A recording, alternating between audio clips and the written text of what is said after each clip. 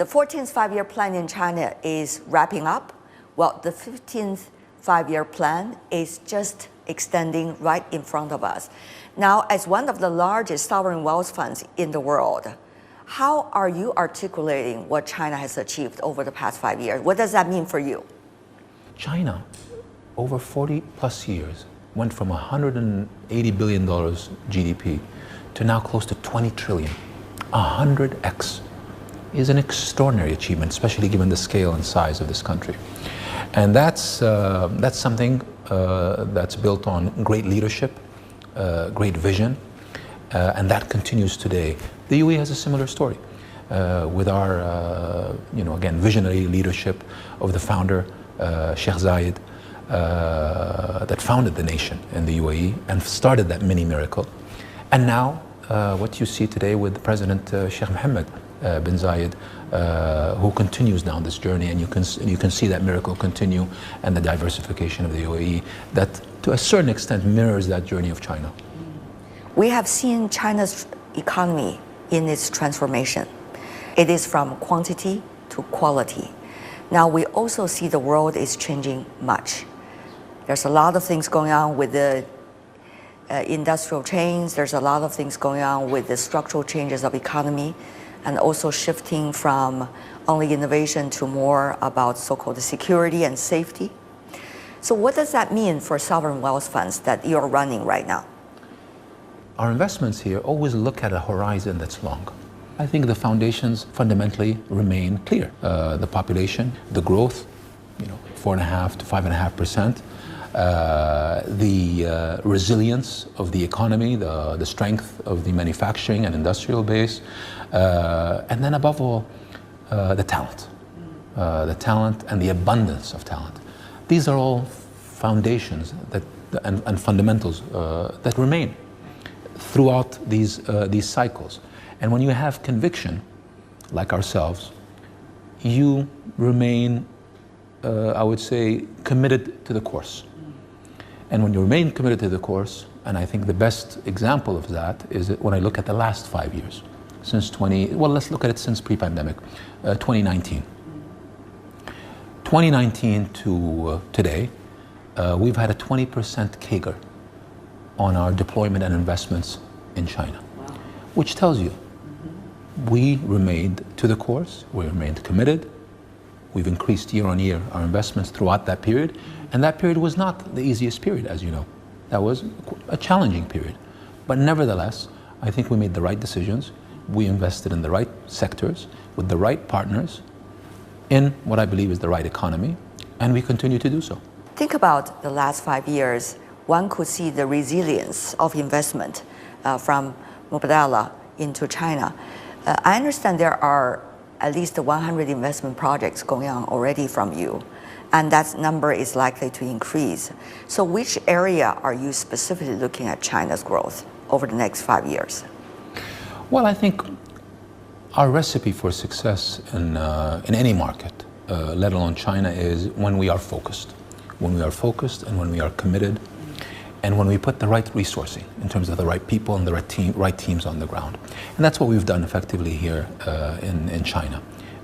We've been, as we said, operating for over 10 years in China. Our office here in Beijing we set it up back in 2022. We have a very strong team of executives operating and running our business on the ground here in this market. And I heard through the grapevine that team is likely to be expanded, even doubled. Build a strong team and build strong partners. A network of strong partners in private equity, in venture, in the various different spaces, public markets. That team and these relationships and the combination of both is what achieved great returns. We're going to continue down this investment trajectory. First of all, in terms of targets, you should expect us to continue to grow at a 20% plus CAGR. That will continue to be the case. To do so, increase our resourcing and therefore increase our team. So we will grow the team operating here to meet these growth trajectories that we are anticipating in terms of both investment and of course, personnel requirements. I think the beauty, of investing in China is it's actually pretty clear. The government has a very, I would say, clear strategy that is communicated in a very clear way. We work very closely, obviously, with our partners and, of course, with the government to understand the sectors and the spaces, renewable energy, new energy. This remains a very clear growth space here in China that we're very well vested in, and we will continue to grow and invest in that space. The technology space, of course, the healthcare space, the consumer space as a whole. China is a very attractive market when it comes to the consumer and house, and I can see today, particularly with the strategy that's upcoming, and what we anticipate is a very big focus on the consumer side, very big focus on increasing the household income, and I think that correlation will lead you down a very interesting proposition when it comes to that entire consumer space that has massive applications over healthcare, over energy, over technology, etc. So everything is effectively interconnected. Earlier, you see the economy being geared up as a result of the labor cost, but now that has come to a wrap-up stage. Also, heavy industries is going to peak. Meanwhile, we are seeing green economies coming in as one of the biggest engines of this economy.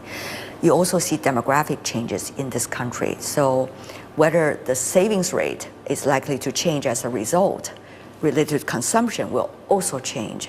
So all of these are taking place all at the same time. The government, central government, is thinking about in the 15th five-year plan. For Mubadala, which is always thinking about balancing, how do you observe China's balancing? And with that, balancing well in your investment here in China? Well, we always appreciate, I think, the thoughtful approach and the considered approach in this economy. Oh, not to mention urbanization. It was scale earlier, and now it's going to be from quantity to quality and efficiency. So that's a very important point you mentioned. Yeah. I think this urbanization, which I expect will be an important component in this new five-year plan. That's a very important component because it has implications on growth. This will continue to be a very important aspect of the Chinese growth story, the transition from rural to urbanization, the transition from conventional energy to new energy, green energy, the costing and scaling of that energy, which we are seeing very fast.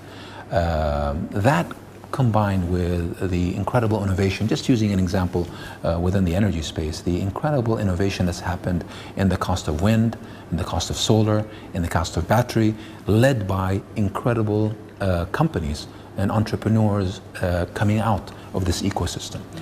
That is part of that miracle, you know, the creation from this economy of strong global champions that are able to compete, not only compete, but win in these very critical spaces that support the global growth of the world. Just using that same analogy, we're building in the UAE a very exciting project. One of our companies, Masdar, is a renewable energy company. And they're building today a 24-hour 1 gigawatt large-scale power plant that is fully renewable. Now, to build that 1 gigawatt, they've had to build approximately 5.4 gigawatts of solar paneling, so a solar plant with that capacity, and approximately 19 gigawatts of battery capacity. Wow, that's a very impressive project. It's an incredible project, but it's an incredible project that's been able to meet economic targets because of the strong Chinese partners involved in that value chain. On the battery side, on the solar paneling side, and on the construction and execution side. That is a great example of partnership between UAE and China, between UAE champions, global champions like Masdar, and Chinese champions across that value chain in creating a very, one of the largest, if not the largest, scale project of this kind outside of China. So this is the sort of thing also that we like a lot because we will, again, develop and create such a project in the UAE, but at the same time invest with these partners that are global champions and follow their growth trajectory. UAE should be applauded, including Mubadala in your investment projects, jumping on the green energy, very early stage, jumping on artificial intelligence, another increasingly important engine of the world economy, very early stage. It seems that policies are shifting all the time in different economies about this. So how would you be able to still stick to your advantages that has already been established in this area with your visionary choices earlier?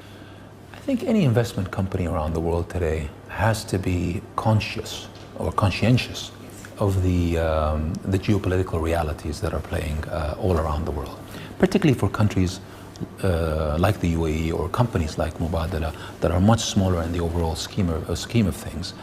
We have to be very conscientious. We have to, from one perspective, look at our objectives, look at our targets, look at the path that we've defined for ourselves in terms of what is ultimately in the best interest, in our best interest.